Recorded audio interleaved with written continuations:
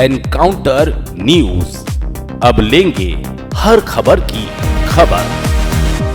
इंदौर की सड़कों को चमकाने वाले हाथ आज खुद न्याय की मांग लेकर सड़कों पर उतर आए। संयुक्त सफाई कर्मचारी संघर्ष मोर्चा ने मजदूरों के साथ हो रहे कथित शोषण के खिलाफ बड़ा प्रदर्शन किया है। सैकड़ों की संख्या में सफाई कर्मचारी संभागायुक्त कार्यालय पहुंचे और ज्ञापन सौंपा। हमारे YouTube चैनल और Instagram पेज को सब्सक्राइब और फॉलो जरूर करें। इंदौर शहर में संयुक्त सफाई कर्मचारी संघर्ष मोर्चा के बैनर तले सैकड़ों सफाई कर्मचारी एकत्रित हुए। अभिनव कला समाज में सभा हुई। इसके बाद कर्मचारी संभागायुक्त कार्यालय पहुंचे और राज्यपाल के नाम ज्ञापन सौंपा। प्रदर्शनकारियों का आरोप है कि ठेकेदार प्रथा के कारण उन्हें न्यूनतम वेतन तक समय पर नहीं मिलता। उन्होंने मांग की कि ठेकेदार प्रथा को समाप्त करने जैसी तमाम मांगे उठाई है। मोर्चा के पदाधिकारियों ने संभागायुक्त को राज्यपाल के नाम ज्ञापन सौंपने की बात कही और चेतावनी दी कि यदि मांगों पर शीघ्र कार्यवाही नहीं हुई तो आंदोलन को और तेज किया जाएगा। क्या है मांगे, आइए बताते हैं आपको। इंदौर से एनकाउंटर न्यूज की रिपोर्ट। आज आप यहाँ पर प्रदर्शन करने आए हैं, क्या कारण है? प्रदर्शन तो हम ही नहीं कर रहे हैं, सारे के सारे श्रमिक संगठन जितने भी हैं, मजदूरों के संगठन जो है, LIC बैंक यूनियन के सारे जो लोग हैं सबके सब प्रदर्शन करने आए हैं। और प्रदर्शन का एक ही मकसद है कि देश जो है ये गुलामी की दौर में फिर पनाह जा रहा है और पूंजीवाद हावी हो रहा है। इस पूंजीवाद के खिलाफ और जो मजदूरों के साथ शोषण हो रहा है उस शोषण के खिलाफ आज सारा का सारा मजदूर ट्रेड यूनियन जितनी भी है सब इकट्ठी हुए और इकट्ठे होकर अभी अब संभागीय कमिश्नर कार्यालय पर जाकर के मुख्यमंत्री के नाम पे ज्ञापन, राज्यपाल के नाम पे ज्ञापन सौंपेंगे। उसमें मांग करेंगे कि जो शोषण हो रहा है उसको बंद किया जाए, नौकरियां पर जो प्रतिबंध लगा है उसको बंद किया जाए और ठेकेदारी प्रथा जो लागू कर रखी है उसको बंद किया जाए। और बैंक, LIC यूनियन, सारे ट्रेड यूनियन के लोग, एलटेक, इंटेक, सारे के सारे लोग इनके साथ हैं। हम पूरी तरह से उनके साथ समर्पित हैं। महेश गौर, कर्मचारी लीडर। आज ये 12 फरवरी की राष्ट्रीय हड़ताल है। तमाम ट्रेड यूनियन मिलकर संयुक्त रूप से ये आज का एक दिवसीय राष्ट्रीय हड़ताल कर रही है।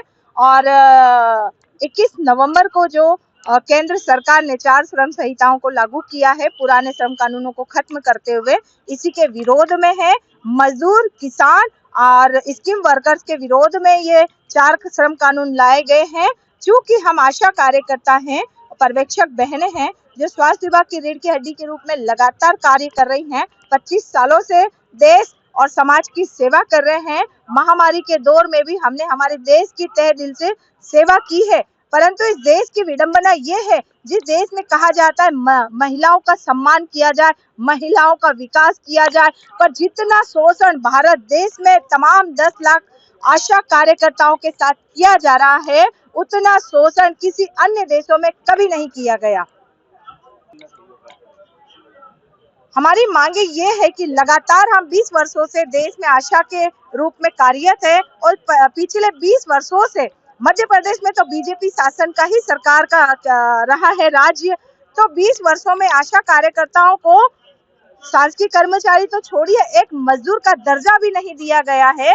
क्योंकि अगर मजदूर ये हमें मान ले तो एक कुशल जो मजदूर है उसका न्यूनतम वेतन केंद्र और राज्य ने तय किया है कि 700 साढ़े 700 रुपए प्रतिदिन के हिसाब से उसे दिहाड़ी दी जानी चाहिए। तो हम तो वो आशा कार्यकर्ता है जो ग्रेजुएट है, MA किए हुआ है, मास्टर किया हुआ है, 12th पास है, समय समय पे हमारी ट्रेनिंग हुई है और एक हम कुशल कर्मचारी के रूप में उभर के आए हैं। कुशल कर्मचारी है। अगर हमें ये मजदूर ही मान ले तो 700 रुपए रोज के हिसाब से हमें न्यूनतम वेतन देना चाहिए। और हमारी लगातार मांग है कि हमें सरकारी कर्मचारी का दर्जा दिया जाना चाहिए। संसद भवन में कहा जा रहा है कि 4 श्रम कानून लाए हैं, उसमें ये फायदा है, वो फायदा है, परंतु कोई फायदा नहीं है। धरातल पे देखा जाए तो तमाम कर्मचारी, स्कीम वर्कर्स, मजदूरों का सिर्फ शोषण हो रहा है।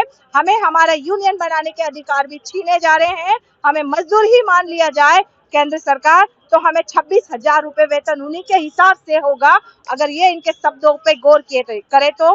परंतु हमारी मांग है कि हमें सरकारी कर्मचारी का दर्जा दिया जाए, न्यूनतम वेतन 26,000 रुपए दिया जाए और बीमा, ग्रेजुएटी सहित तमाम योजनाओं का लाभ दिया जाए और आशा को रिटायरमेंट पे 5 लाख रुपए की राशि दी जाए और जो मृत्यु में आशा अगर कार्य करते हुए मृत्यु के कालगार में जाती है तो उसको 10 लाख रुपए की सहायता राशि दी जाए और परिवार के किसी घर के सदस्य को सरकारी कर्मचारी का रूप में दर्जा दिया जाए। जी, मैं आशा उषा, पर्यवेक्षक एकता यूनियन की प्रदेश अध्यक्ष कविता सोलंकी। एनकाउंटर न्यूज, अब लेंगे हर खबर की खबर।